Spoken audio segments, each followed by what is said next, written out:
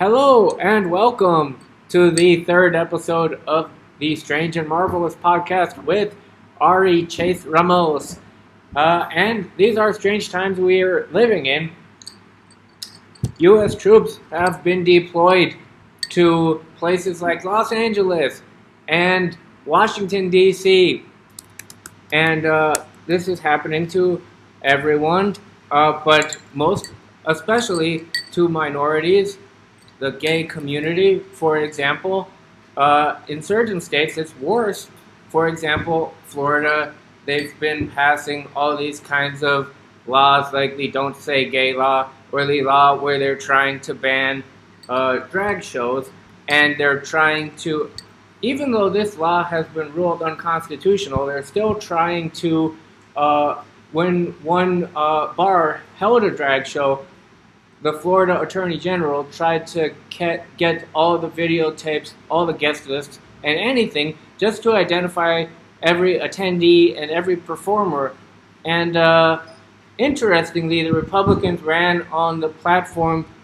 The Republicans and their supportive podcasters talked about supporting freedom of speech, but they're trying to arrest people for how they perform in the nightclub. They're arresting protesters for supporting Palestine and throwing them in, taking them all across the country, no matter where they've been arrested. They took a lot of them across the country to the very harsh prison in Louisiana, also trying to make it difficult for them to sue, to fight back. My first guest is Cassandra B., an American transgender woman who is here in Thailand, who just came from America in about 3 months ago to Thailand. Hello. So, to be here. How do you feel coming from America to Thailand? Can you briefly talk about your experience and why did you come and what has your experience been like? Okay, well, I guess I'll start off with why I came here. I was raised with a belief that as an American, you were free to do what you wanted to do. You were free to become whoever you wanted to. You were free to believe in whatever God you wanted to. You were free to have your own opinions and views. And what I saw over the years, though, is they didn't. It seems like they didn't really mean that.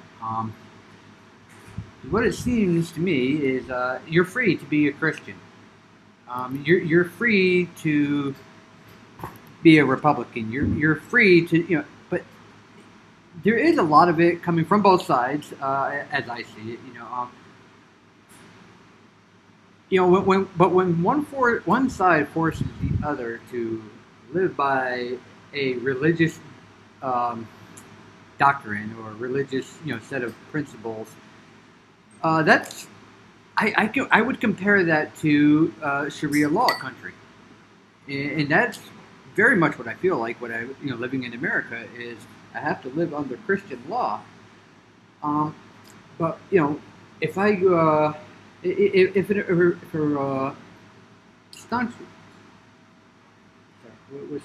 devout Christian goes to Pakistan, should they have to be subject to Islam or not? And almost every American you ask, especially down in the South, they would be absolutely against it. No. I should be able to live by Christian law no matter where I am. But they want to run the country the same exact way as a Sharia law country, just under a different banner, under Christianity instead of Islam. So, Well, and I don't feel the freedom there.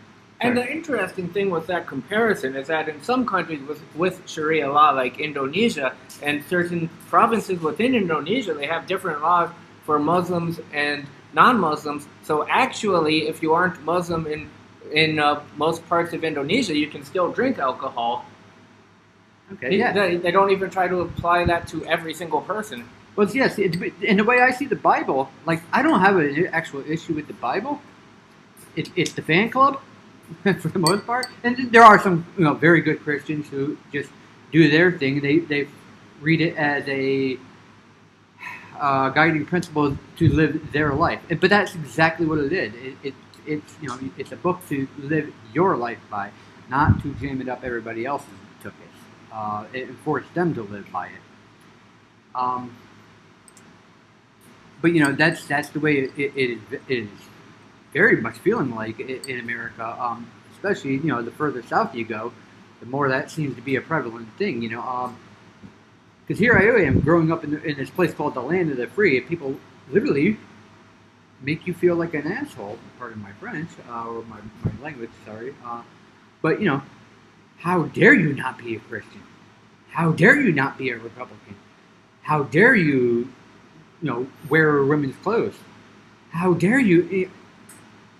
And then on top of that, then they with the interjection of what they think I believe, because they think I support 15-year-olds, getting their penises chopped off. And, of course, I don't believe that.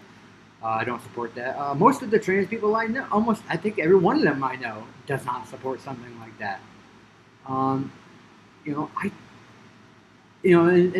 I get into a lot of debates too with them because they think they know what I support, these issues like that. Well, let's talk about trans, in sports. Well, I don't support trans people competing against, or male to female trans people competing in women's sports, because I can tell you for myself, if I can outperform most women, I understand that. So I don't feel like I should be competing against women. But then when you say that to them, then they jump on to the next topic, which is, well, what about women's restrooms? Well, I use men's rooms, and then they're you can see the disappointment in their face when they realize I'm not what Fox News has painted. So then they jump on to another issue. The Bible says, the Bible is for you. It's not for me. It's for Christians. What the hell does the Bible have to do with me? It's one culture war after another, and then they use these culture wars to justify cutting taxes for corporations, increasing the security state across the country. What people voted for on some tiny culture issue that doesn't affect very many people, and then the Republicans introduce right-wing laws across everything. Yes. I don't know where I really want to go with that one. But yeah, and from what I'm understanding too, President Trump got reelected because he thought, he told, one of the biggest platforms I saw was, I'm going to lower prices and lower your taxes. Are the prices any lower? Have you paid any less taxes? Do you even know how many taxes you're paying? Because when I ask most people, they have absolutely no idea what taxes they're paying. Well, that's another part of it. Speaking of tariffs, and when it comes to dictatorship, I mean, part of that is that he's doing anything and everything unilaterally without Congress. I mean, Congress is supposed to make laws about taxes and tariffs. Congress is supposed to make laws about whether we should have a Department of Education and whatnot. And then he's tearing down all of these institutions that Congress voted for, that Congress funded. He's randomly raising taxes, randomly raising tariffs by tweet. So, which is a bad policy in and of itself in the first place. But even if they want to do this policy, let's have a debate about it. Let's have Congress vote on it. Yeah, well, he has absolutely no interest in what Congress wants because he's not running the country like a president. He's running the country like Saddam Hussein but dictatorship, where it doesn't matter what the Congress says. It doesn't matter what the popular opinion is. And I, from last time I knew, it was, or what was. Let me rephrase that. From what I was raised with is we the people, for the people, by the people. He doesn't seem to give two shits about for the people. Who's going to keep him in power? Let me make that person happy. And if you need I'll just throw one example out there because I'm a TikTok creator, and I remember when TikTok went down in America for a whole 2 days before he jumped in to save it. But it's funny, because a couple of months right before that it happened, when he, right when he was all for TikTok being taken down, until one of the guys who owns like 15% of the company, he came to Mar-a-Lago to have a private conversation with Mr. Trump, and then shortly after made a pretty hefty contribution to his re-election fund. Now TikTok is great. Let's go for it. I'll jump in and I'll save TikTok. How can you not look at that and see that he is a bought man, looking out for the interests of himself and the people who keep him in power? Very true, and we can go down that, talk about how he launches these crypto coins, how anybody who, any foreign national, including like a Chinese national like Justin Sun, who is under investigation for all kinds of financial crimes, that if they buy a bunch of his crypto coins, suddenly that investigation just goes away. But actually, I want to get back to something you said and get back to more of your experiences, because you mentioned how in the South it's more hardcore has more hardcore Christianity views inserted into politics. Now you're from Florida, as I understand. Well, originally outside of New York City, but last 7 years that I spent in the United States was in Florida. So Florida Governor Ron DeSantis has been one of the most right-wing and one of the most aggressive in getting involved in all kinds of cultural issues, and including banning books, inserting himself into the curriculum in classrooms, and passing a lot of laws targeting gay and trans individuals. So what kind of an impact has that had on you? And to be honest with you, I will say for the most part, because I lived in a city, I'm going to refrain from mentioning what city, but cities, usually more Democrat people live in them, but there are plenty of conservatives there. For the most part, on my daily life, not much changed. But I will say that even in that city, now when Governor DeSantis made a law that all transgender people, have to use the bathroom of their original birth, which I personally, I don't care, because I don't. As long as I have a place to do my business, I don't really care. So in walks me, and I don't even think I'm very passable as far as people believing that I'm a born a woman. But guys flipped out, freaked out on me when I walked into the bathroom, the men's room, and so I asked him. I said, dude, did you vote for Governor DeSantis? And he, fuck yeah, I did. Then this is what you voted for. This is what you wanted. I mean, this is what you guys have been screaming about for the past 5 years. Like, why do you not want me here? You're a goddamn woman. I'm like, dude, no. What are you talking about? And this is coming from the crowd who said, we always know, we can always tell. And I'm like, dude, can't you tell just by my voice? I know, because I know what my voice sounds like. There's nothing feminine about my voice, for the most part. And I was like dressed in shorts and like a t-shirt that day. I was not feminine looking whatsoever. It breaks my brain. Like, because the problem really isn't, I don't even think the problem is the bathroom. I think the problem is they're looking for any excuse to hate. So I'd be true. And I'd be sitting on a bus, minding my business, doing whatever. I got my headphones in. Next thing you know, some guy wants to come in and talk to me about whatever. And I'm a pretty open person, and I'm pretty willing to talk to almost anybody. So I will talk to these people, of course, but it's like 9 out of 10 times when a stranger walks up to me in Florida to start talking, it almost always goes to the same damn thing about those points I was bringing up earlier. What do you think about this? What do you think about that? Oh, and Caitlyn Jenner said, well, dude, What do you think about that? I don't know. I don't think about Caitlyn Jenner. Caitlyn Jenner is in your brain. I don't give two shits about Caitlyn Jenner. That's Caitlyn. We have wildly different opinions, because, believe it or not, trans people don't all think the same thing.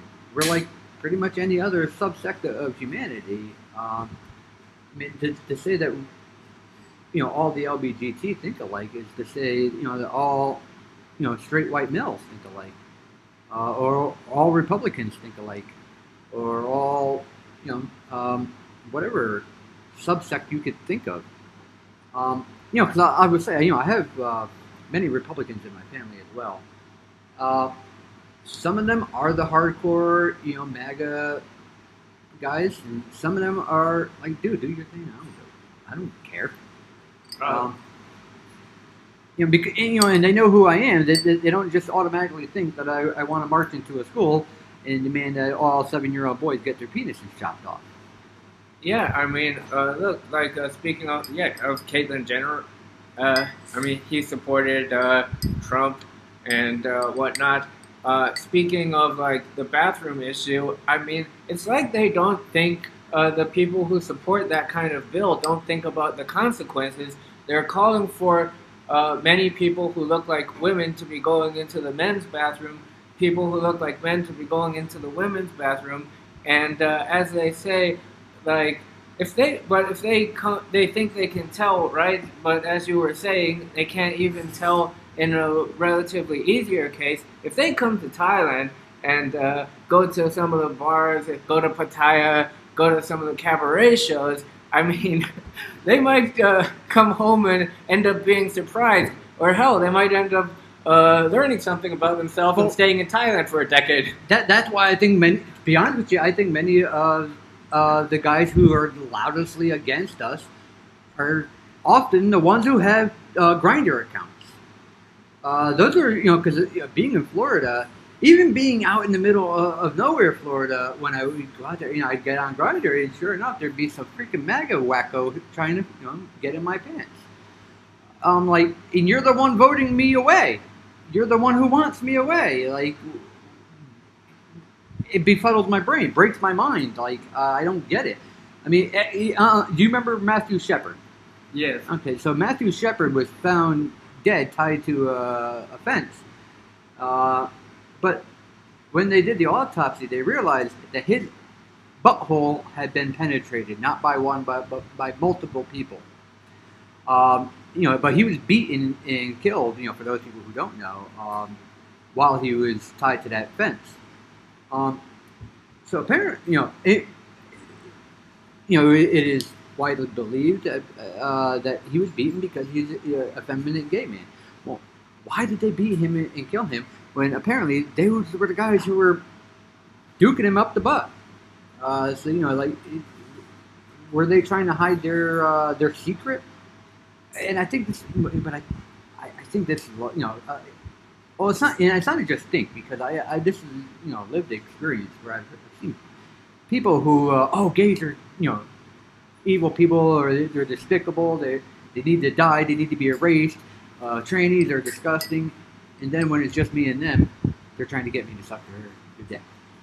And it's like, dude, no. I heard what you just said about me. Like, no. Why would I be interested?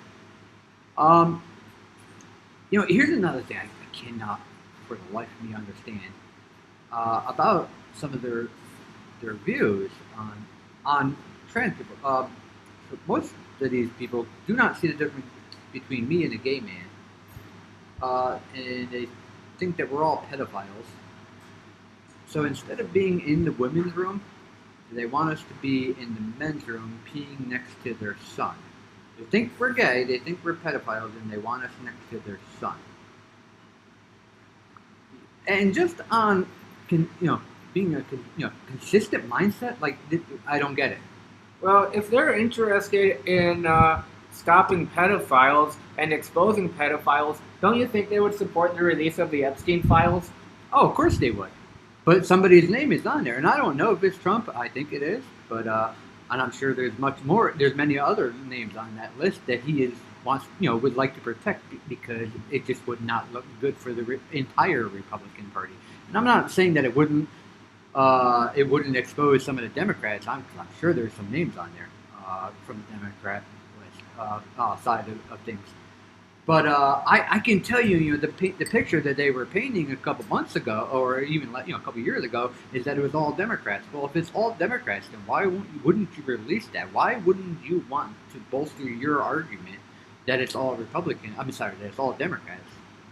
Now, you were talking about how many people who express the most anti-gay views, anti-trans views, happen to be interested in closeted or having some kind of interest in having sex, interested in hitting on you, for example. Mm-hmm. And like you were talking earlier about Christianity in America, Christianity brings a culture of shame on so many people. It brings a culture of shame on heterosexual women too, just for wanting to have sex and just for wanting to enjoy themselves.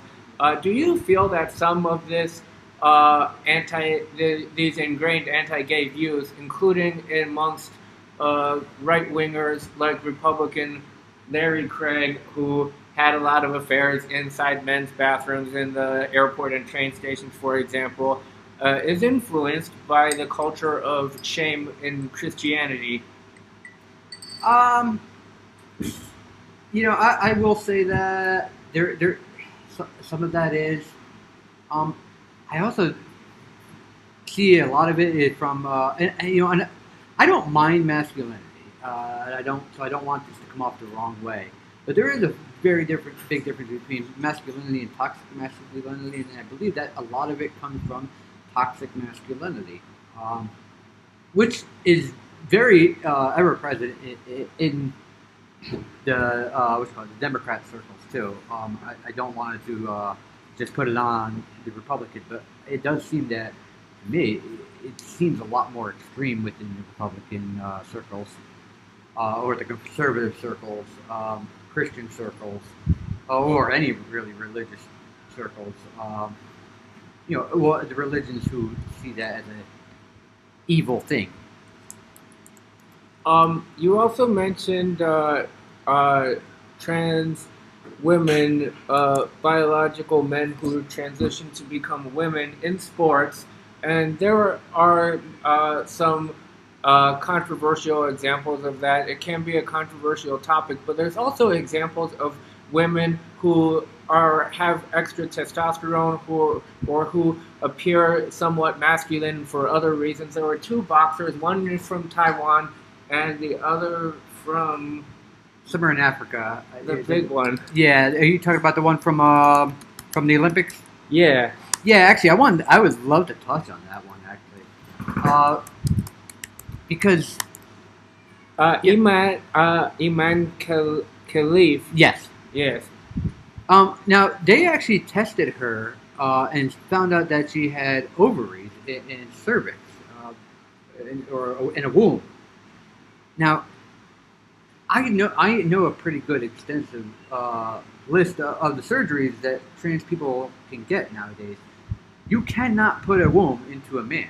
The body will not accept it. It rejects it every time. And it's been tried over and over and over to no avail. So if that person has a womb, that's right there is proof that this person did not used to be a man. And you can't bring that evidence to an anti-trans person and actually make them believe it. I mean, some of them you can, a lot of them you can't. So I expect when this is all the humongous controversy, I was explaining that to people, and instead of just doing their research and checking up on that for themselves, they would just rather insult me. But like when I'm literally talking, because they quite often like to say, think about the science to me. Okay, well here I am presenting you the science, and you still don't want to accept it because you're too worried about hate and justifying your hate. And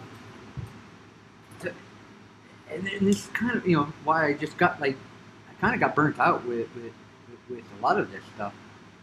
But I come here to Thailand.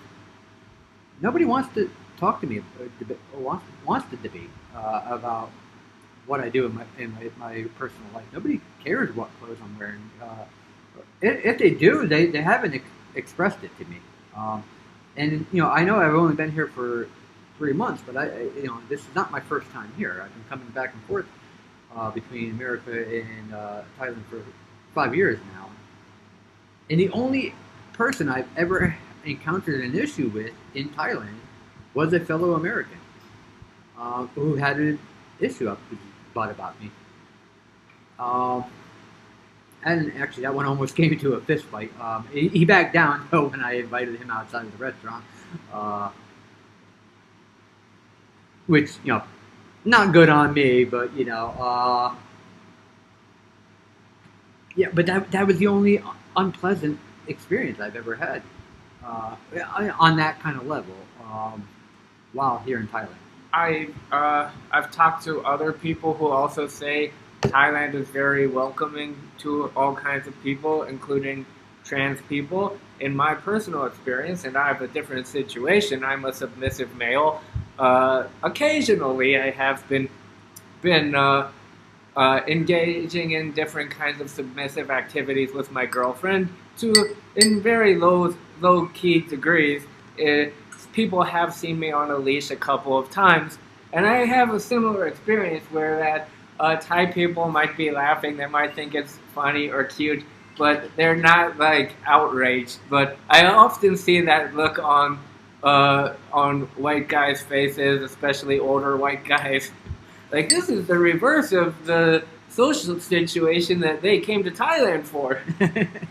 Well, yeah, but here's the thing, like, if I see something walking down the street that I don't particularly like or I don't understand, it doesn't affect me.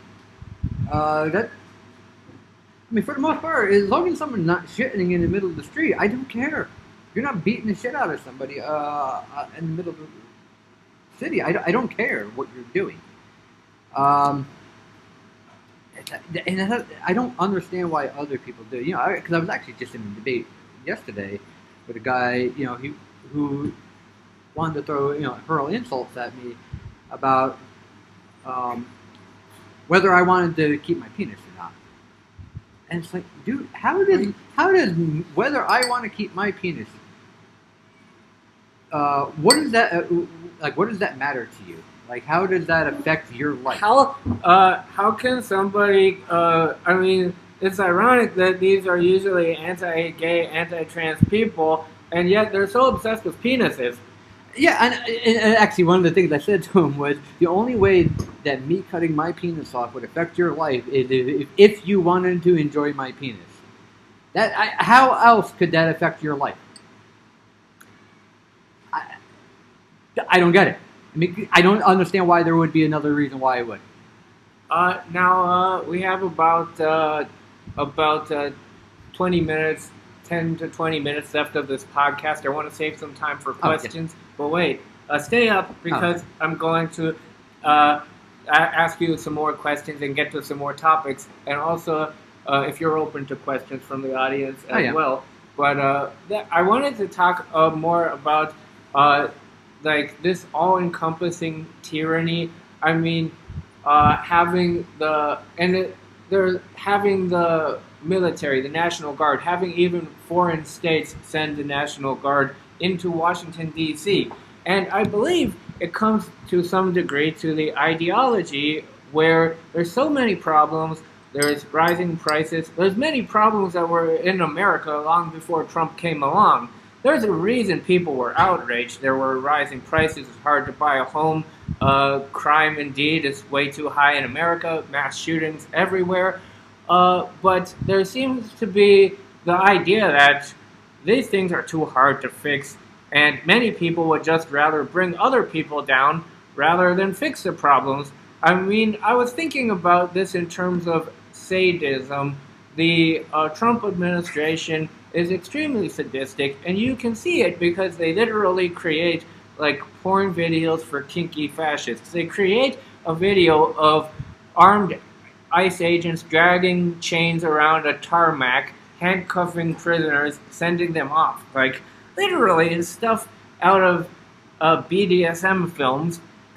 Here, listen to the sound of these chains being dragged before we handcuff the prisoners.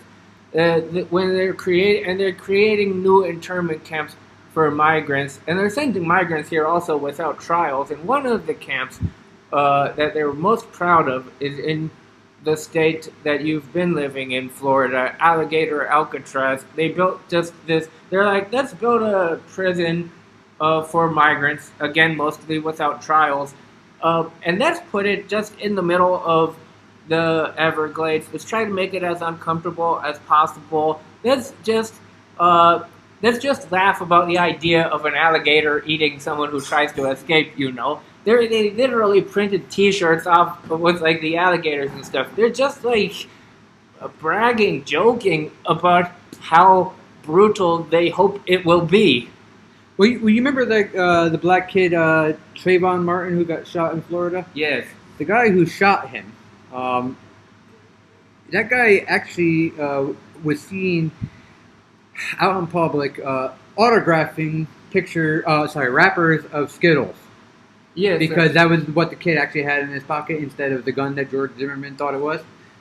So he's actually making money autographing wrappers of, like, how sick and fucked up do you have to be to even want an autograph from this man because he shot an innocent black man, child, mind you, because the same people are also saying we gotta protect the children, but you're glorifying a man and wanting his autograph because he shot a child who was walking through your neighborhood.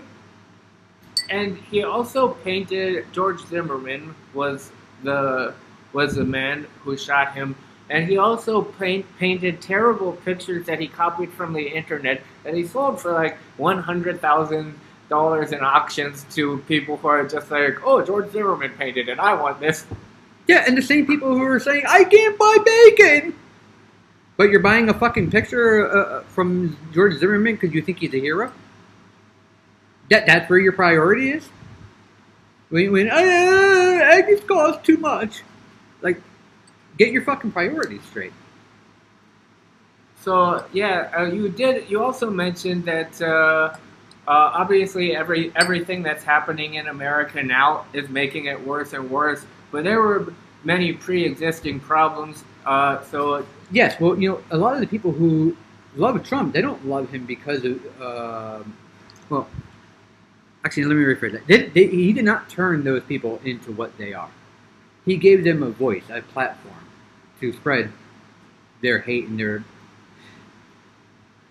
when the president is saying what you've been saying behind closed doors for the last 20 years, well, then now you can say these out loud. This is no longer, a bad thing. I no longer have to act like I hate Nazis because this guy is saying Nazi type shit. This guy is supported by the Nazis. Now I can openly support the Nazis. Well, whereas 10 years ago I couldn't. It's interesting that you say that because a lot of people did vote for Trump because they thought, oh, he will defeat cancel culture, he will defeat wokeism, whatever those words mean. Yeah, and that's the thing. They don't know what woke means. But woke means gay. Well, there is people, especially like podcasters, who think, oh no, podcasters and comedians who are getting millions of dollars in deals to go on Netflix and tell jokes about trans people. They're like, I can't joke about trans people anymore, except for all the jokes that I just did on this Netflix special. It's like they are getting, the only blowback is, oh no, some people are criticizing them, and sure, some of the people who are criticizing them might be annoying, blah blah, but in the end of the day, they're mad about someone else expressing their free speech back towards that person. Well, here's the thing that I seem to get a lot, or that I notice a lot, especially with the Christianity in America, is Christians seem to feel like they're under attack in America. I don't think that they're under attack. What I think that they keep receiving is pushback, because they keep pushing their shit upon people who aren't Christians. Actually, that was my first actual experience in Thailand when I moved. When I actually moved here. In the I hadn't even left the airport, and I got this guy trying to force a pamphlet on me. And I at first, very politely, no, thank you. And now I could tell you this guy was an American, though. But he didn't want to hear no, thank you. No, please read it. I said, is this religion? Oh, no, it's not religion. Well, it's got a big cross on it. So I'm going to have to believe it. Well, it's just lifestyle. He could not hear no. Here I am. I've been hearing for the past 10 years about how the gay woke mob, mafia wants to, push their lifestyles upon us. And like, I've never had somebody come up to me with a pamphlet making sure that I like the same genitalia as they do. That's never happened. I've never had somebody knock on my door saying, "Can I, talk to you about the good book? The good word of gayness." It never happened. I've had Christians do it. I've had Christians walk up to me, asking me this, that, and the other, trying to convert me to their agenda. I've never, growing up in the, I'm a child of the '80s. Because they're always blaming this stuff on, what are the teachers are saying, and what the media is saying. That's what's turning the kids gay and making them trans people. But when I grew up, in the '80s, you didn't admit to being gay, or being. You definitely didn't admit to being trans. Especially in school, you would have gotten your ass kicked. Especially in the rougher neighborhoods where I didn't grow up in a real rough neighborhood, but I grew up in a rough enough neighborhood that I would have been tortured my whole way through. I learned not to say that, But none of these teachers were talking about gay or trans. None of them were pushing the woke agenda. So how did I and the rest of the '80s children who turned out gay? How did we get there? And this is not a new thing. I do think that more people are coming out because it is a topic that's actually getting spoken about today. Because when I was a kid, like I said, it wasn't even spoken about. You would never see that on the news. People were too afraid to touch that. But think about who actually made transgenderism a daily topic, or a kitchen room topic in America. A Republican, Caitlyn Jenner. It was not us, But I think a lot of people did see Caitlyn Jenner and see that this is that thing that I am is finally being shown on the television by somebody who is not an absolute drug addict and prostitute. And God forbid people have the ability to act as they wish, to be who they want to be. God forbid people have that freedom. I mean, America's not supposed to be a free country, is it? No, well, they wanted, like I said earlier, they wanted to be a Christian nation. They wanted to be Sharia law under a different banner. Now, how old were you when you recognized that you identified as a woman, and how old were you when you transitioned? Well, I will say actually as early as 5 is when I realized something was not right with my boyness. But it was 15 when I realized what I was. It was by actually meeting another transgender person in New York City. But I didn't fully admit that or voice that opinion until I was 33. For the previous, in the years between, I literally spent it that time, suppressing it by getting high, actually. So, if anything, it's not. If anything, people who are trans are not being able to come out, rather than being encouraged to come out. Well, I think that's exactly what the Republican Party is trying to do. It's because I don't think even they know that. I think they know that you can't stop LGBT people from being LGBT. But I do think that a lot of them understand that they can send us back to the closet by terrifying us. Now, speaking, just as Trump is trying to terrify the economy, Hashtag pun. But anyway, we're almost near the end. So does anybody have any comments or questions for either of us? Yes, Amy. Has anybody ever said anything about like you being in a men's room and being next to a kid, as you just said? And is the solution to this just all bathrooms are gender neutral and forget the obsession with genitalia?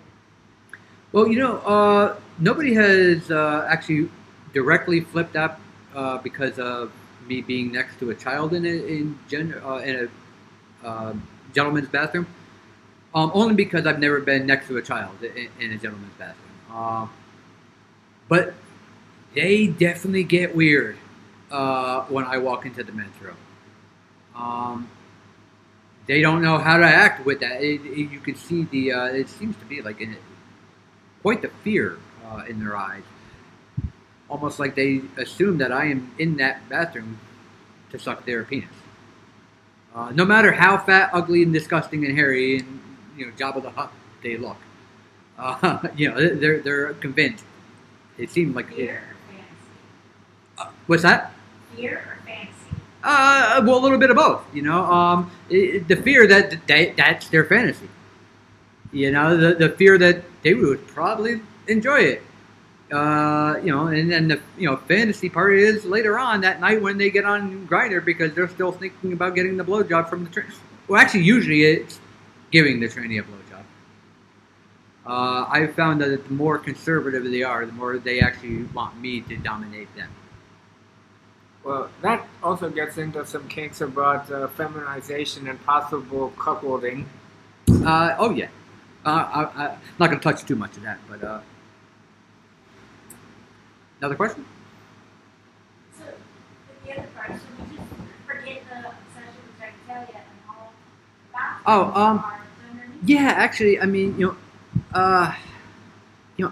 American bathrooms are kind of an oddity when you get out of America and you realize that you can't just look under the stall in most places because they don't have stalls. They actually have proper bathrooms. And that really would not cost, places much more money to just, finish the wall around a bathroom. So, and don't leave humongous gaps where anybody can look in.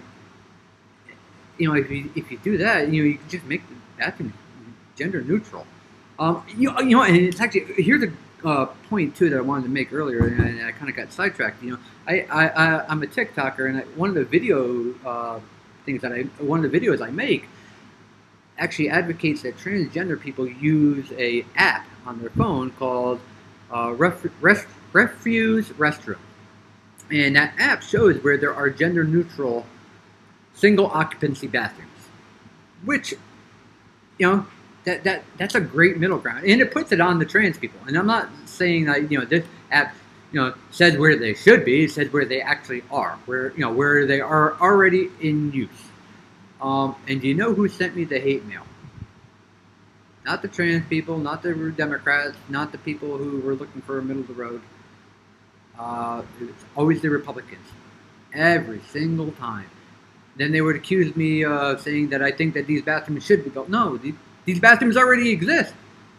Oh, well, that's going to cost people extra money. No, it's here already. Like, what don't you understand about that? And the more I would prove their argument points wrong, the more they would freak out. Because now I'm taking away their central bitching point, their central argument. But yeah, I don't see why, I think it would be a lot more pleasant for everybody to not have to take a shit or not have to, take a pee while hearing the next person go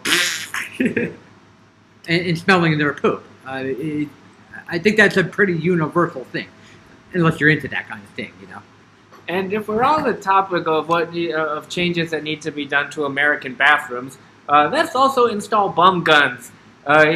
Once you come to Thailand, at first, my first couple of weeks here, I was kind of squeamish about using them. But once you learn how to use them, gosh, I can't go back. For anybody who does not understand what a bum gun is, that is it's kind of like that sprayer on the faucet in the sink is basically one of those, and you spray you spray the water off your butt. You're cleaning your butt a lot more hygienically. Because think about it, if you get poop on your finger, what do? You don't just wipe it off with toilet paper. No, you clean that thing with water, and preferably soap. And we have another comment from another question from the audience. Can this microphone hear them, by the way? No, but if I need to, I'll reiterate your question after you ask, and also do editing on the tomorrow. Okay. Yeah, of course. Well, I have other questions, but since we're already on the topic of bathrooms in the U.S., what is your opinion on the rampant bullying that goes on? The rampant what? Rampant bullying. Okay.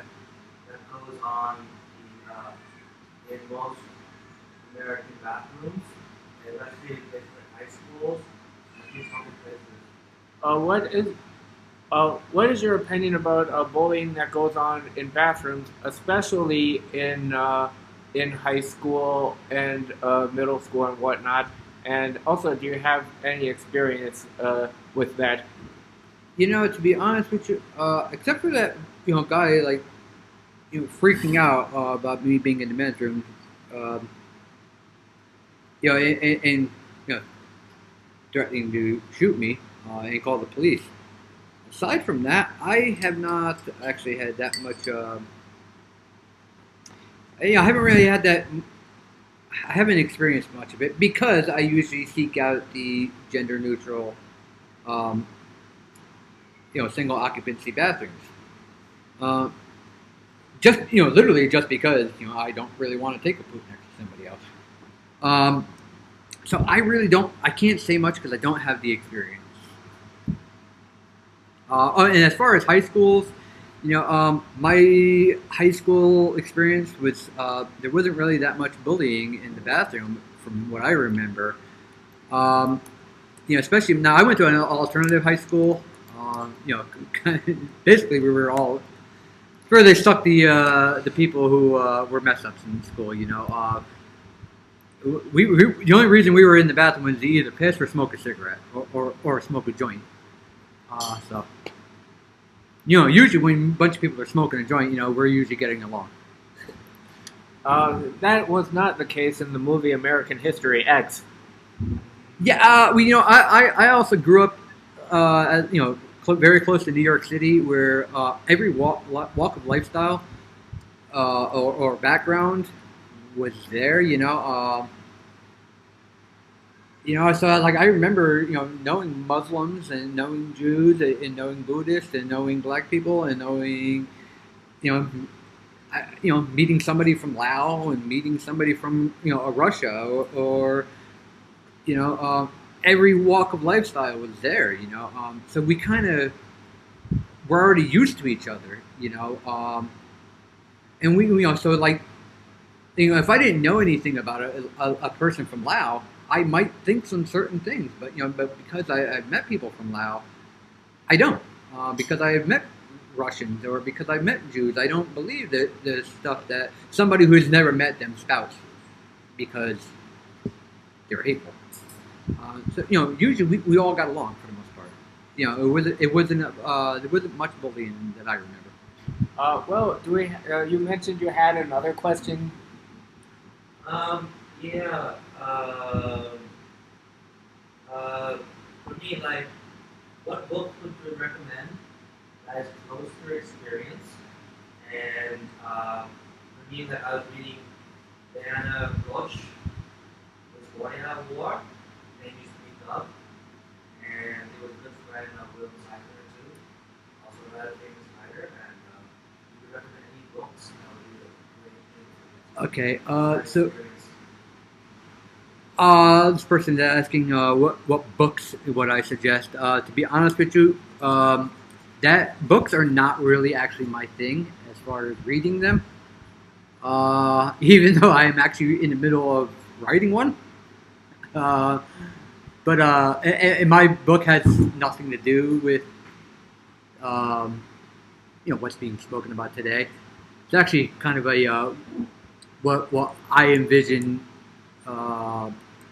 post-apocalyptic America to look like. Kind of based on if you know Fallout, the Fallout games. It's kind of loosely based on what my idea of Fallout would be. But I don't really read books. It's not really my thing. Well, when we're on the topic of books to recommend, I am a writer. I write spicy thrillers. So I would like to take this opportunity to recommend my latest book, which relates to the topic of dictatorship rising in America and the rest of the world. There's also threats of dictatorship in many countries. Like one that I'm particularly familiar with is Korea, because I lived in Korea for 2 years. Their previous president, they had dictatorship for many years from the 60s through the 80s, and their previous president, Yoon Suk-yeol, actually declared martial law and had martial law in effect for like 6 hours before he caved in because he was a weak little loser. And because the Korean people, in contrast, some might say, but it's different circumstances, some might say, in contrast to Americans, were standing up to dictatorship much more aggressively. They protested across the country when they declared martial law. The legislators climbed up the wall, got back into the assembly even when it was being guarded by the military, and they voted to repeal martial law. And this is one of the inspirations in my new book, Taeyoung's Republic, Book 1, The Rise of Fascism in America and Asia. In this story, taking place a couple of years into the dystopian future, BDSM meets political violence, fascism meets resistance, and the great beautiful union of America and Canada descends into fascism. Critics are arrested en masse. With no job and no future, with his future uncertain, Michael flees to South Korea, only to find the same tyrannical trends taking hold. What will happen? One dominatrix, Taeyoung, Mistress Taeyoung, stands up.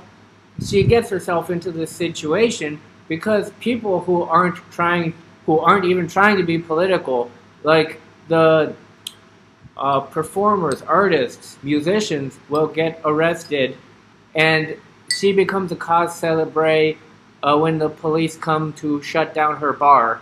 But you will have to read more about that in Taeyoung's Republic, Book 1, and upcoming Book 2 and 3. Find that on Amazon. Search for Ari Chase Ramos, or just search for Taeyoung's Republic, Amazon. We're almost done. Is there anything else you want to say, Cassandra, before you go? Well, yeah, actually, you were kind of saying something, to paraphrase, not enough Americans are willing to stand up to tyranny. And, one of the things that I fear about happening to America is we're not going to stand up until it's already too late. If you look back in the 70s at what Pakistan was, they were trying to be America. The women were trying to dress like us. The people were trying to make movies the way Americans do. They slowly allowed the religious zealots to take back the power of their government, and they didn't respond because they thought, well, they're enacting Muslim law, and that's not going to affect me because I'm Muslim. And now they have, now women can't even walk around without, showing their face without getting beaten, or showing that they have hair without being dragged to jail. And I feel like we're not going to do anything because, this isn't going to affect us. But if you look back in history, every time a dictatorship or that kind of rule gets introduced to any society, the common man never benefits. It's only the ruling class. Just like Hitler wasn't talking about, people didn't want to stop Hitler at first because, at first Hitler wasn't talking about, killing your kid because his legs didn't work. At first Hitler wasn't talking about banning books to limit your access to information. At first Hitler was not talking about, your kid is gay, well I'm going to kill him, because of eugenics. So, we kind of have to look at history and see that this kind of rule never has worked out for any country. It's not going to work out for America either, by that logic. So you kind of have to stand up now. You can't wait 5 years to stand up. And if you're not willing to stand up, then it's time to leave America. And I don't feel like there were enough people willing to stand with me. That's why I got out. Well, even being away from America, we can still express our opinion, we can still appear on this podcast, and we can still vote, even if the ruling party is trying to put its hand on the scale and rig the election through various means. We still have to vote. We still have to do what little we can. It might not be enough. It might not stop the rising tide of tyranny, but in the end of the day, we can say we've tried. That's the only thing we can do.